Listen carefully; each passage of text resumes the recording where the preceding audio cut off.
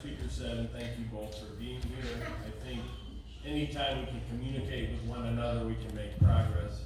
And Matthew, I think your statement that you have everyone hating you on all sides, I think says you're probably doing something right. So I thank you for being here.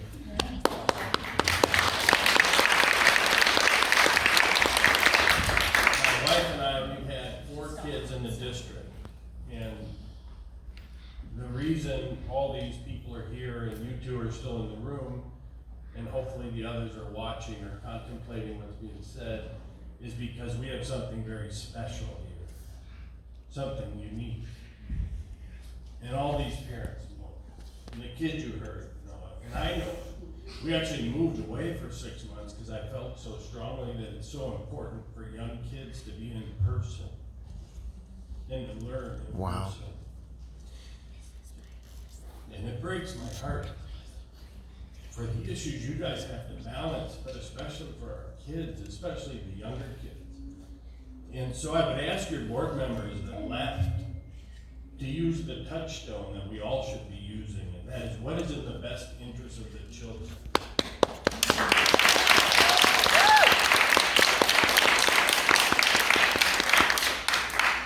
And I'm disheartened by how divisive this issue is, when we should all be coming together and try to formulate a plan that is in the best interest of the children.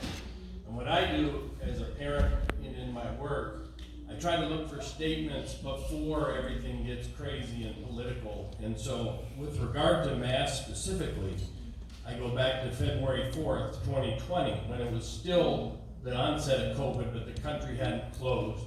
And Dr. Anthony Fauci, responding to a friend and colleague, a former Secretary of Health and Human Services, who was inquiring of the efficacy and effectiveness of masks, said to his friend, masks are really for infected people to prevent them from spreading infection to people who are not infected, rather than protecting uninfected people from acquiring infection.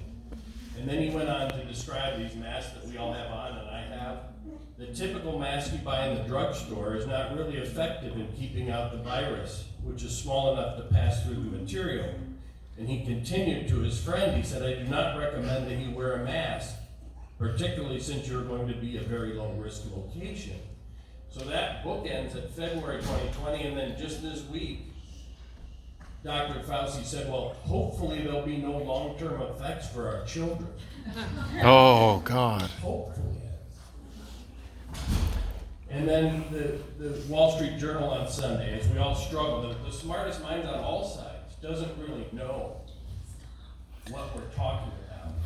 And there was an article where they talked about the case against masks for children. Given, it's not a year ago, we've learned a lot in the last year. And there's vaccines available for teachers, for administrators, for kids under 12, over 12, I'm sorry. And to the prior speaker's comments, parents that want their kids to wear masks should have their kids wear masks, and I fully support that. And people and others that want to have the vaccine have the opportunity to do it. So in closing, the Wall Street Journal article said the possible psychological harm of widespread masking is even greater worry. Facial expressions are integral to human connection, and covering a child's face mutes these nonverbal forms of communication that can result in anxiety and depression. So I would ask your board members that left, and I don't know each of you, but if that was Mr. Phillips that chimed in on the video, doesn't have the courage to sit here and listen to these videos, right, and wants to come back on and still talk, I would encourage him to come back out from wherever he's zooming in. But let's do what's best for the kids, and let's work together instead of against each other. Yeah.